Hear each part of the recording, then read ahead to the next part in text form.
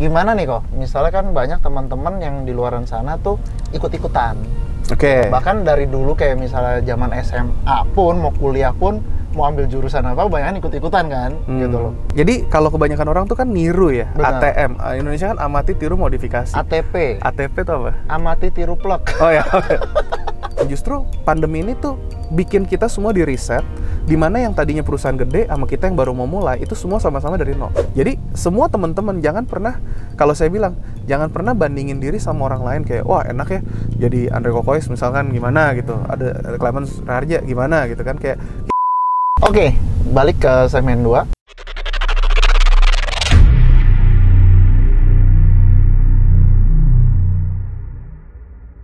Video ini disponsori oleh My Fashion Grocer.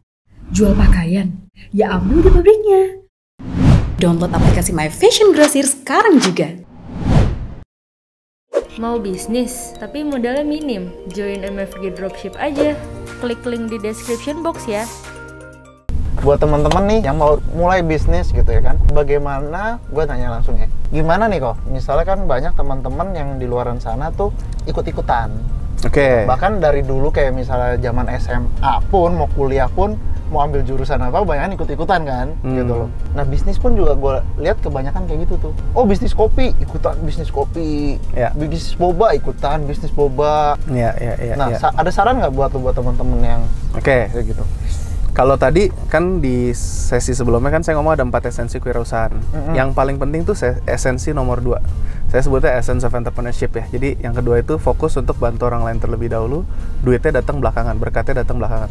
Maksudnya fokus bantu orang lain terlebih dahulu sebenarnya kita tuh harus bisa menjawab ada beberapa pertanyaan. Jadi yang pertanyaan yang paling penting itu kita tuh apa yang kita tawarkan ini itu tuh menjadi solusi dari problem apa. Nah kita mesti cari dulu nih, sebelum kita mulai bisnis, kita mesti cari problem apa nih yang ada di sekitar kita. Jadi kalau kebanyakan orang tuh kan niru ya, Benar. ATM. Indonesia kan amati tiru modifikasi. ATP, ATP itu apa? amati tiru plek. Oh ya.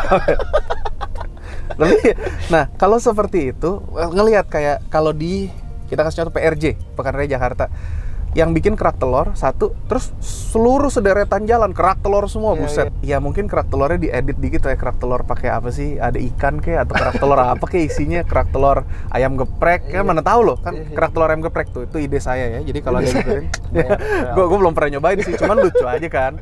Kalau nggak apa kayak pakai ini apa kerak telur mentai apa kayak gitu kan yang aneh-aneh lah gitu kan, diedit Beras dikit merah. lah, beras merah tuh kan jadi kerak telur sehat apa kan bisa gitu ya, maksudnya inovasi sedikit. Jadi ada unique selling point itu kan kalau ngomongin tadi dengan yang mereka niru nih, cuman kita fokusnya tuh untuk market driven, consumer driven. Contoh ojek online, kenapa bisa sampai gila-gilaan sebesar itu? Karena itu menjawab satu dari sisi konsumen, terus dia juga menjawab dulu abang ojek nyari juga susah, dan udah gitu main ngetok harga. Benar. Terus mau ini kita kalau mau nitip barang rasanya nggak aman, Agree. mau ngirim jadi mesti pakai kurir sendiri, mesti gaji pegawai, mesti apa. Justru dengan dia menjawab ojek online itu, menjawab dua problem itu, bisa berkembang sampai jadi unicorn dekakon sekarang kan. Ya, dekakon. Nah itu karena fokus bantu orang lain dulu. Nah kita nih kalau mau mulai bisnis jangan niru-niru doang, ngeliat oh bagus nih, tapi ngeliat dulu pasarnya ada berapa banyak, segmentasi pasarnya seperti apa, kamu pengen nyerangnya kemana. Istilahnya apa ya, kita bisa menjawab pertanyaan.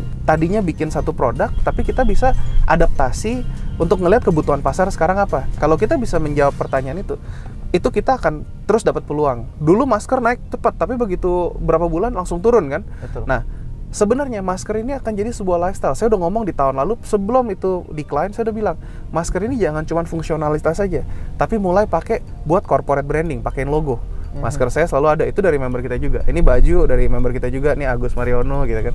Gue jualin semua member, gue jualin, tenang aja. Nggak dapat komisi saya, ini margin ya. Itu. Terus jadi kayak kita ngomongin masker itu pertama dari identitas sampai akhirnya sekarang jadi fashion statement. Kalau orang-orang mau kawinan, batiknya, jasnya satu nuansa sama masker, baju ceweknya, dressnya satu nuansa sama masker. Nanti ke depannya akan ada teknologi yang muncul sekarang. Dulu waktu 2015 saya balik ke sini, itu saya kan masih tiap hari lari tuh 5 km bro. Yakin Dulu masih kecil. Begitu nyampe Indo larinya nggak ada, makan nasi terus, brok, wah bulat. Nah Itu dulu pernah kebayang kan di sini udaranya nggak enak. Kalau misalkan kita bisa ada kayak masker lari gitu ya, yang bisa filter udara untuk lari tuh. Awalnya pikirannya cuma hobi doang. Tapi karena dulu mikir marketnya kan yang lari sedikit, nggak ini segala macem ya. Mungkin kayak sekarang naik sepeda pakai masker gitu. Akhirnya kan dari satu brand elektronik besar kan ngeluarin tuh, ada yang pakai filter, pakai di charge pakai baterai, ada kipasnya. Gila, itu kan keren banget. Sekarang marketnya jelas tuh, banyak kayak teman-teman dokter gigi juga pakai segala macam. Jadi kan kalau kita bisa menjawab ini, peluangnya tuh banyak sekali yang bisa digunakan, yang bisa digali.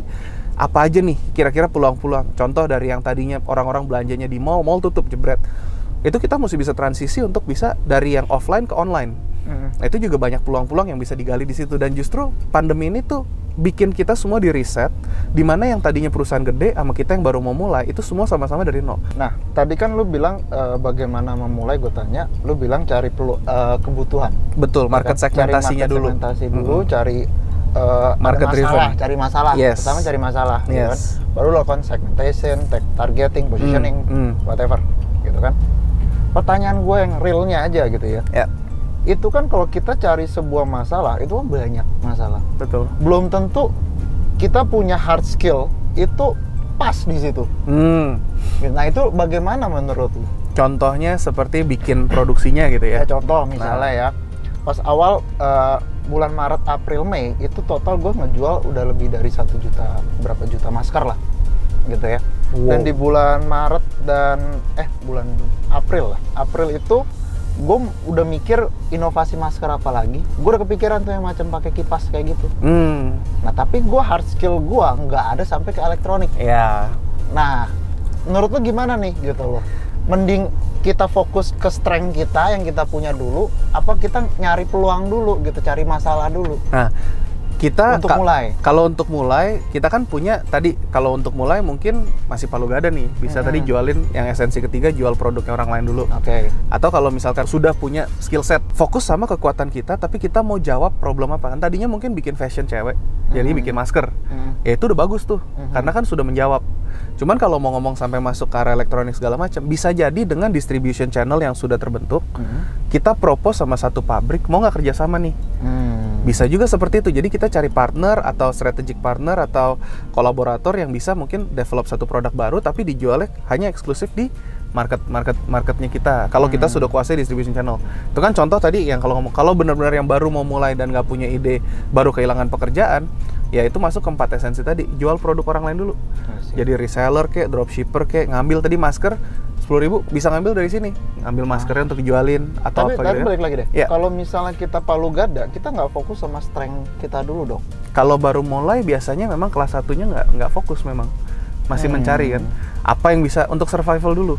Nggak, maksud gue tuh strength ini dalam artian kita bisa korek itu dari masalah knowledge. Ya. Dia punya apa nih knowledge di otak dia, terus mental dia seperti apa, ya kan? Karakter dia seperti apa. Gue larinya tuh lebih ke sana gitu loh. Kayak misalnya lu extrovert gitu kan. Oke, itu boleh. Ya, lu jadi advertiser nggak akan cocok di depan dashboard ngulik gitu. Betul. Tapi lu ketika menjadi deal maker, ya, proyek-proyek, ya, itu lebih betul. Kalau arahnya ke situ, memang aku sebutnya perlu pengenalan jati diri. Pengenalan jati diri ini tuh sangat penting, di mana kita tahu kekuatan dan kelemahan kita. Tapi ingat, ini bukan untuk mengotak-ngotakan. Karena kebanyakan nanti kalau dibilang, oh gue extrovert, gue nggak layak kerja gini. Oh gue introvert, gue nggak bisa public speaking. Nggak gitu. Itu bisa dilatih. Semua manusia itu adalah makhluk yang keren banget. Betul. Dimana kita tuh adaptif, fleksibilitasnya kita tuh tinggi. Kita tuh kalau benar-benar mau pasti bisa belajar. Agree. Cuman akan ada resistansi. Betul. Yang karena maksud saya strength-nya itu adalah naturalnya kita di mana. Yes. Kalau itu bisa dilatih, itu bisa di nurture. Betul. Basically. Tapi kan maksudnya untuk traction-nya dapat cepet gitu loh. Betul. Nah, saya biasanya kalau untuk tes nih teman-teman bisa gratis kok, di Google tuh ada MBTI. MBTI itu ada versi Indonya. Terus dari MBTI kamu bisa lihat extrovert, introvert. Ini jawabnya pertanyaan ini tuh sejujur mungkin. Bukan kita mau jadi apa, tapi kita sekarang nyamannya apa. Karena kan tujuannya mau kenal jati diri kan. Itu satu, MBTI. Terus DISC. DISC itu untuk mengenal positioning kita di tempat kerja. Terus sama yang ini personality. MBTI itu kan ada 16 tuh, kamu belajarnya sendiri deh. Terus DISC-nya tuh dominan, influential, steady, sama compliant.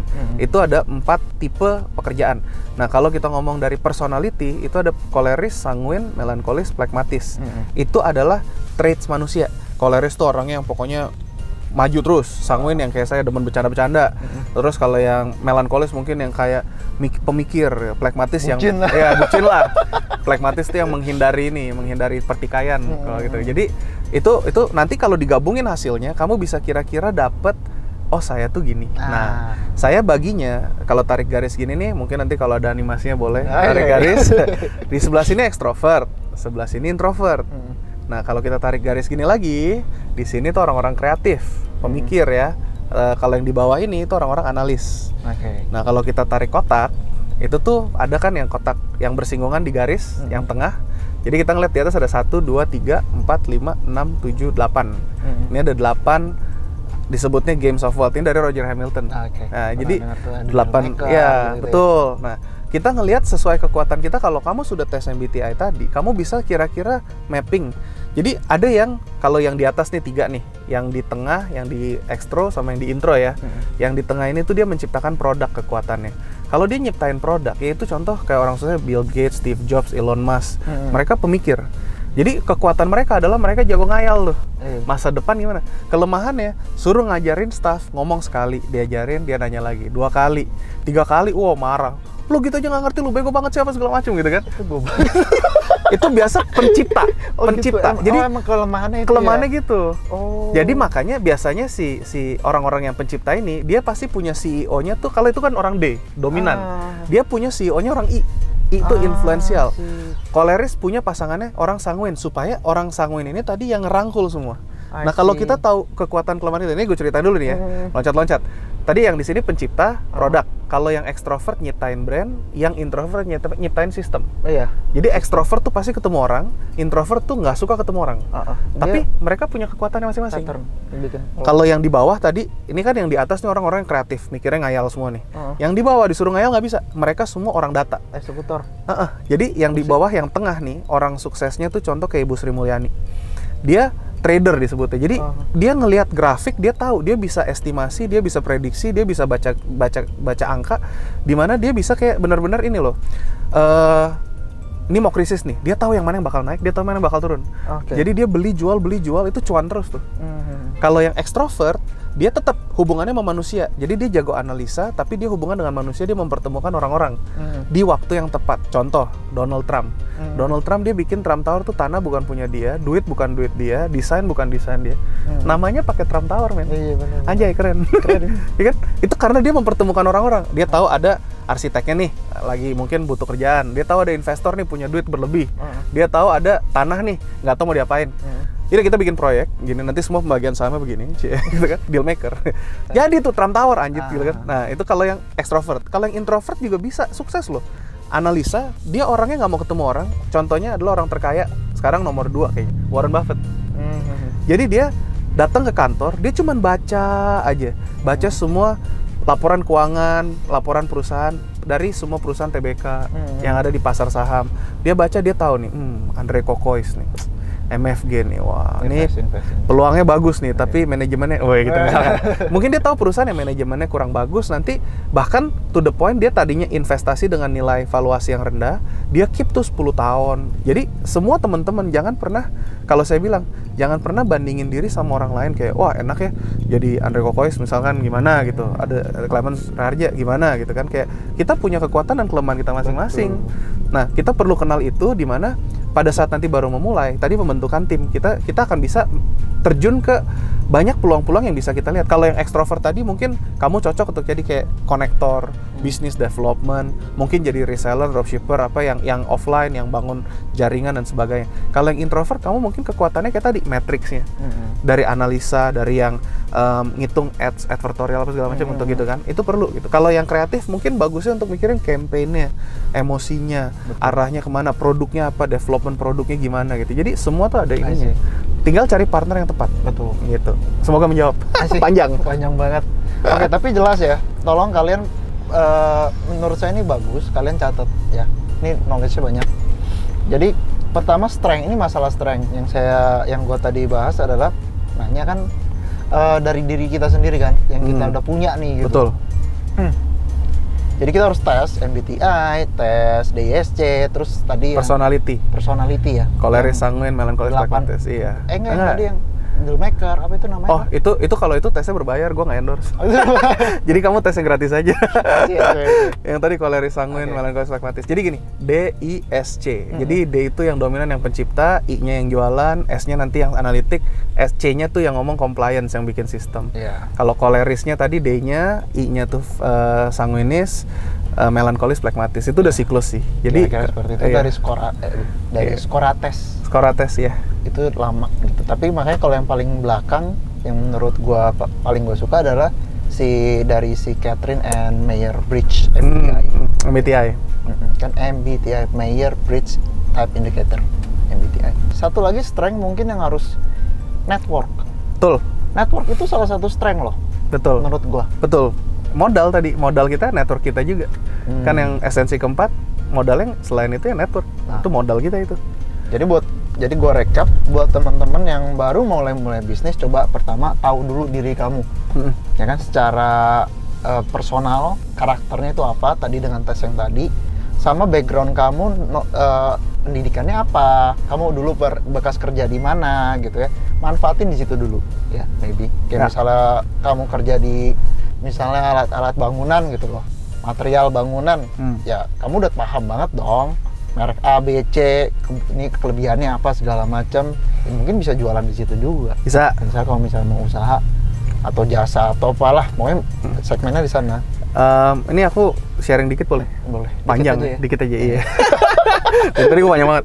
Tahun lalu pas mulai pandemi, jadi member kita kan banyak yang teriak, kok nih penjualan ini, terus mall ditutup, shutdown. Mereka semua pada salesnya turun kan. Nah jadi yang offline lah kebanyakan, termasuk ada Steven Mate, ada dokter gigi yang nggak bisa praktek, akhirnya mereka jadi dapat supplier alpukat gitu. Kita bikin jadi ada 14 hari course, itu pre-recorded, cuman buat bantuin teman-teman di luar sana yang kehilangan pekerjaan. Itu cuman sampai batch ke-6 aja, karena nggak ada yang ngurus lagi soalnya kan. Jadi itu ada 200-an orang yang akhirnya ikut bergabung dan jadi istilahnya reseller dan dropshipper. Jadi di komunitas kita tuh kan banyak pengusaha yang produknya bagus. Salah satunya mungkin kayak dari Bang Andre juga sebenarnya bisa keluarin peluang kan, itu kan sebagai reseller dropshipper kan, lu buka kan ya bro ya? Buka. Mau bisnis tapi modalnya minim, join MFG Dropship aja. Klik link di description box ya. Ya jadi kayak gitu kan peluang sebenarnya mulai ngelihat dulu untuk kayak tadi jualan dulu, belajar jualannya, diajarin cara bikin konten yang menarik di Instagram seperti apa, konten-konten bukan lagi katalog, kreatif konten marketingnya seperti apa, dan lain-lain lah. Nah itu bisa ngebantu justru. Jadi kalau misalkan mau dibilang untuk memulai tadi, bisa ngelihat peluang-peluang seperti ini. Banyak kok sekarang reseller community, dropshipper community, tinggal pilih produknya aja. Gitu. Kamu mau menguasai misalkan market yang mana sesuai segmentasi tadi, segmentasi pasar mana, pilih. Mau ngomong skincare juga bisa. Jadi kita ada branding marketing agency, gue ada public skincare. Kalau misalnya mau maklon bisa. Itu kan contoh-contoh kayak akhirnya ada beberapa brand-brand skincare yang bikinnya sama kita, terus brandingnya sama kita juga, yang kita handle, dan itu lumayan tuh berjalan gitu loh. Ya. Jadi kayak yang kayak gini-gini tuh bisa ngebantu. Aku nggak bisa sebut nama brandnya karena kan kalau biasa maklon kan ethical gitu loh. Jadi kita nggak nanti copy atau apa, nggak gitu. Kita semua ada etikanya. Jadi ada NDA-nya juga, non disclosure agreement. Jadi kita nggak bakal bikin kamu bikin produk terus disaingin sama yang lain atau apa segala macam. Itu udah ya itu biar sehat lah. Betul. Gitu kan. Jadi buat teman-teman yang mau custom maklun kosmetik bisa kontak, cari aja IG-nya Clement Hello Fashion Andre Kokois. Jadi sama yang tadi kayak misalnya di MFG Custom juga kan, gue juga terima custom made ya. Banyak brand-brand gede lah yang di online ini ya, banyak mungkin salah satu customer My Fashion Grocery gitu ya. Dan kita pun juga ada NDA-nya gitu loh. Jadi nggak mungkin itu pattern, itu pola, itu desain itu saya jual lagi ke brand lain, nggak mungkin. Itu udah menjadi punya dia. Dan saya akan tutup gitu. No, nggak bisa gitu. Itu buat etika bisnis karena biar long term-nya jalan. Betul. Sangat penting. Kan tadi relasi itu penting. Harus jagalah. Nah, jadi ya banyak peluang-peluang teman-teman, nggak usah takut. Tadi tinggal cari aja peperangan mana yang pengen kalian ikut terjun dan memenangkan. Asik. Oke, jadi gitu ya. Gue tutup segmen 2. Bagaimana cara memulai, fokus di strength dulu. Manfaatin strength itu dari diri kalian yang kalian punya. Knowledge, karakter, channel, ya kan, network gitu ya. Di situ dimanfaatin, fokusin ke sana, baru cari masalah. Ya, cari masalah udah ketemu, ada banyak hard skill atau technical skill yang kalian nggak kuasai, cari partner. Mau dengerin kisahnya Koko Andre Ya, membangun sekarang jadi hostnya dia. MFG. Wih, Oke. nanti saksikan videonya. Oke, see you. Follow Test The Entrepreneur Society YouTube-nya. Dia Clement banyak sharing. Dia orangnya suka sharing. Mantap. Jadi saya merekomendasikan kalau mau di mentoring sama si Om Botak boleh. Silakan. Oke, sip. Thank you. Semoga jadi berkat.